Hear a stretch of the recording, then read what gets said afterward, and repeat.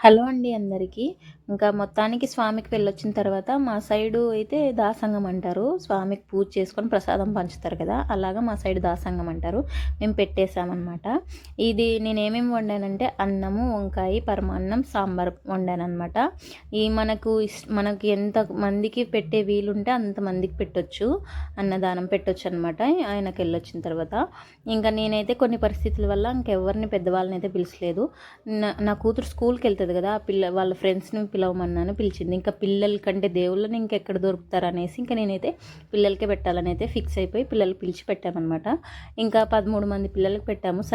సరి సంఖ్య అంటే ఏమంటారు, 12 అట్లా పెట్టకూడదంట, 12 మంది అట్లా పెట్టకూడదంట. అందుకని నేను 11 లేదా 13, 9 మంది అట్లా పెట్టమన్నారు. నేను ఇంకా నా కూతురుతో కలిపి 13 మంది పిల్లలకైతే చేయి కడిగించామన్నమాట. మొత్తానికైతే పూజ ఇలా జరిగింది. నచ్చితే లైక్ అండ్ సబ్స్క్రైబ్ చేసుకోండి ప్లీజ్.